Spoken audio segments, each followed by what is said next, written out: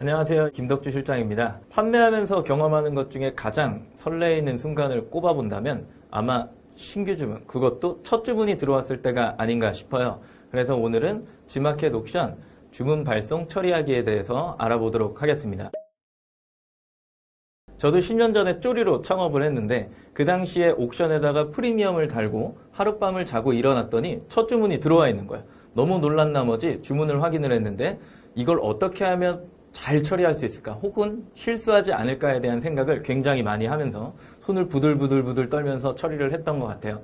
그 당시 고객이 나승음 씨라고 하는 고객이었는데 잘 살고 있는지 걱정이 되네요. 혹시나 이 영상을 보시게 된다면 연락주세요. 제가 지금 팔고 있는 상품 중에 하나를 무료로 보내드리도록 하겠습니다. 그래서 오늘은 주문이 들어왔을 때 어떤 절차를 통해 발송 처리를 할 수 있는지에 대한 방법을 전달해 드리도록 하겠습니다. 주문 처리 프로세스에 대해서 이제 설명을 드려보면 간단해요. 신규 주문이 들어오면은 주문 확인 버튼을 통해서 발송 처리로 넘겨지는 거고, 발송 처리에서 내가 송장 번호를 기입하게 되면 배송 중으로 넘어가는 거고요. 발송 중이 이틀에 걸려서 고객한테 택배사를 통해 전달이 됐다라고 하면 그게 배송 완료가 되는 겁니다. 배송 완료해서 끝나는 게 아니라 이게 한 10일 정도가 지나면 자동으로 구매 결정 완료가 돼요. 그렇게 됐을 때 한 건의 주문이 완료가 되는 거겠죠. 하지만 이 중간에 고객이 구매 결정을 한번 눌러준다거나 아니면 후기 작성을 위해서 그 주문건을 완료한 경우에는 D+1이라고 해서 배송 완료 기준으로 그 다음 날에 구매 결정이 완료가 되는 형태입니다. 이 모든 프로세스를 가지고 ESN 플러스에서 활용을 하시게 될 텐데요. ESN 플러스 메인 화면에 들어와 보시면 긴급 처리 사항이라고 하는 부분이 있어요.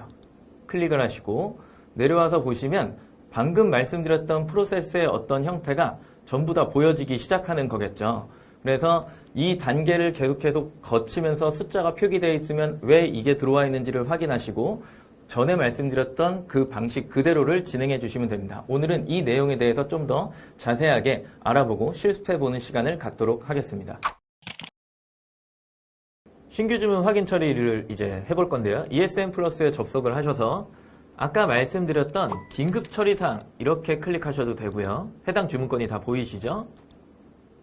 그리고 주문 관리에 신규 주문 이렇게 클릭하셔도 해당 주문건을 확인할 수 있으십니다. 가장 먼저 하셔야 되는 건 주문건을 체크하시고 상단에 보이는 주문 확인 버튼을 누르셔야 되는데 첫 주문이니까 잠깐 망설여질 수 있으세요. 혹은 물건을 내가 빨리 가져와야 되는데 재고를 보유하지 못하시고 있을 수도 있으신 거죠. 그럴 경우에 발송 예정일을 입력하셔갖고 클릭하신 후 발송할 수 있는 날짜를 설정해 주신 다음에 사유에는 재고 부족하시면 조금은 안 좋을 거니까 기타 이렇게 선택하시고 21일에 출고됩니다. 이렇게 적어주신 후 아래로 내려서 확인을 누르셔도 됩니다. 보통은 이런 경우에 사용하라고 발송 예정일이라고 하는 버튼이 있는 건 아니에요. 만약에 내가 재고가 실제로 많이 부족한 상태에서 주문건이 많은 상태다라고 하면 예정일을 뒤로 밀려고 사용하는 버튼이기도 하고요. 혹은 연휴나 이런 기간에 특정적으로 발송이 밀릴 수가 있어요. 그런 경우에 발송 예정일을 활용해 갖고 어떻게 보면은 페널티를 미연에 방지하기 위함이라고 생각을 하시면 됩니다. 자, 이제 주문 확인 한번 해볼게요. 신규 주문을 체크하시고 주문 확인 버튼을 클릭해 줍니다. 팝업 창이 뜰 거고 계속 진행하시겠습니까? 라고 이렇게 물어보죠. 확인 버튼을 눌러서 한 건의 주문이 확인되었습니다 라는 알럿 창이 뜨시면 또 한 번 확인 버튼을 눌러주시면 해당 주문건이 발송 예정으로 넘어가게 됩니다. 신규 주문이 들어왔을 때 또 하나 판매하시면서 이제 활용할 수 있는 팁을 하나 알려드린다라고 한다면 신규 주문 상태에서는 고객이 자율적으로 취소가 가능합니다. 하지만 내가 주문 확인을 통해서 발송 예정으로 넘겨놓으면 고객이 자율적으로 취소가 불가능하고 판매자한테 요청 후 판매자가 승인하는 형태로 넘어가기 때문에 내가 만약에 이 상품에 대해서 빨리 고객한테 배송을 하겠다라고 하는 의지를 전달하겠다라고 한다면 신규 주문이 들어왔을 때 바로바로 주문 확인을 통해서 발송 예정으로 넘겨놓는 게 조금 더 유리한 판매를 할 수 있는 팁이겠죠. 신규 주문에서 주문 확인을 통해서 발송 예정으로 넘겨놓은 거죠. 똑같이 긴급 처리 사항 클릭하시고 발송 예정에 있는 두 건을 클릭하셔도 되고요. 아래쪽에 내려오셔서 발송 처리를 클릭하셔도 됩니다. 클릭하셨을 때 해당 화면이 노출이 되기 시작하는데요. 발송할 주문건을 클릭하시고 바를 우측으로 쭉 넘겨보시면 택배사명과 그리고 송장 번호를 기입할 수 있는 화면을 확인하실 수 있으세요. 택배사를 먼저 선정해야 되기 때문에 계약한 택배사를 선택을 해주시고 그리고 해당 송장 번호를 기입하신 후 좌측 상단에 있는 발송 처리를 클릭하시게 되면 해당 주문건이 발송이 완료가 됩니다. 발송 처리 너무 쉽죠. 굉장히 간단하고 어떻게 보면 직관적이어서 누구나 쉽게 주문이 들어왔을 때 처리할 수 있는 방식 중에 하나입니다. 하지만 이 주문이 한 건이 아니라 여러 주문건이 들어오면 굉장히 난감한 상황이 되겠죠. 하나하나 기입을 해야 되기 때문에요.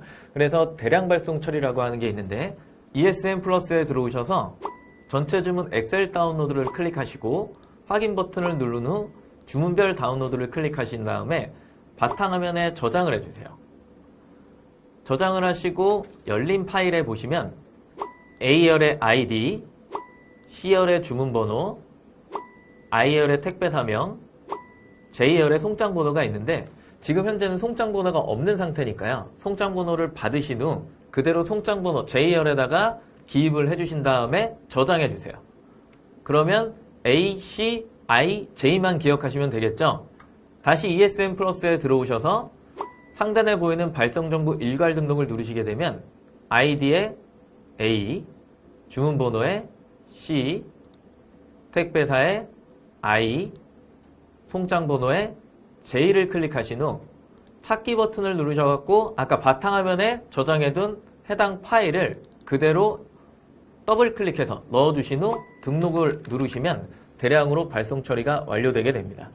나중에 통합 솔루션을 쓰신다거나 아니면은 대량 발송을 처리하실 때 내가 보고 싶은 필드를 맨 앞으로 가져와서 엑셀을 활용하시게 되면 조금 더 쉽게 활용할 수 있으실 거라 생각이 듭니다. 발송 예정에 있던 것들을 이제 송장을 넣어서 배송 중으로 넘겨놓은 상태니까 실제로 배송 중으로 잘 넘어갔나 상태를 좀 확인하시려면 ESN 플러스에서 주문 관리에 배송 중, 배송 완료를 클릭하시고 나오는 화면에서 해당 주문건을 잘 기입됐는지 확인을 해주시면 된다라고 하는 거고요.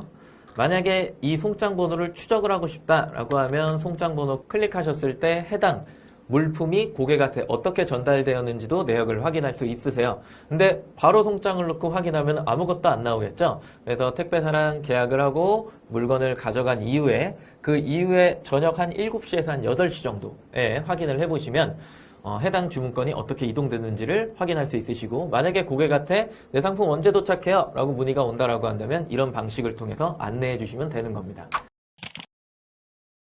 발송 처리를 하면서 팁을 하나 이제 전달해 드리려고 하는데 지금까지는 주문 확인하고 발송 처리하는 기능적인 내용들을 좀 설명을 드렸다라고 한다면 이제는 사전에 어떤 것들을 준비해야 되냐 택배사를 미리 선정해 두셔야 된다라고 하는 거 하나가 있고요. 두 번째는 포장재를 좀 미리 선정을 해 두셔야 되는 게 있겠죠. 그 중에 택배사를 선정하는 팁에 대해서 설명을 조금 더 드리면 택배사는 기본적으로 가까운 곳에 위치한 게 좋습니다. 동선이라고 표현을 하는데요. 택배기사님이 나 때문에 갑자기 방향을 틀어서 온다라고 하면 당연히 택배비가 비싸질 수밖에 없어요. 그렇기 때문에 택배사랑 가까운 곳에 위치한 사무실을 선정하셨다. 뭐 그게 어렵다라고 하면 다양한 택배사를 좀 선정해 보시고 그래도 가까운 곳을 선정해 보시는 게 좋겠죠. 그렇다라고 하면 택배비가 조금은 절감이 될 수 있다라고 하는 팁, 요게 하나가 있고요. 그 다음에 파손과 분실에 대한 보상 체계가 확실한 곳을 선정하시는 게 굉장히 중요한데 왜 다들 CJ랑 우체국을 쓰는지는 여기까지만 설명을 드리면 아실 수 있으실 것 같고요. 세 번째로 아이템별로 택배사를 선정하는 게 조금은 달라질 수 있는데 요즘은 신선식품이든 일반 상품이든 거의 모든 택배사가 아이템들을 다 취급하고 있기 때문에 굳이 우체국 택배를 사용해야 된다라고 하는 것들이 없는 상황인 거죠. 하지만 여러 택배사를 만나보신 다음에 내 상품에 가장 적합한 금액과 그리고 배송기한을 지켜줄 수 있다라고 확답을 주는 그래도 신뢰성을 가진 택배사를 선정하시는 게 매우 중요합니다. 하지만 결론은 당연히 택배 단가겠죠. 발송은 고객과의 신뢰입니다. 그렇기 때문에 빠르게 보내는 것도 중요하지만 안전하게 보내는 것도 굉장히 중요하다는 이야기예요. 그렇게 잘 처리를 했을 때 내 상품의 문의나 후기에도 좋은 글들이 많이 작성될 수 있다는 이야기인 겁니다. 판매자님들이 첫 주문이 들어왔을 때 설레임을 가지고 꾸준하게 판매를 하시면서 나중에는 일상적인 일들이 되어질 텐데요. 그 일상적인 것들을 꾸준하게 하시면서 좀 더 많은 판매를 할 수 있기를 기원하고요. 오늘 영상 마음에 드셨다면 구독과 좋아요, 알림 설정 부탁드립니다. 감사합니다. 간사님은 어디 택배사 쓰세요? 저요? 저 시골 마을에 들어가서 제일 싼 택배 씁니다. 어디죠? 그건 비밀입니다.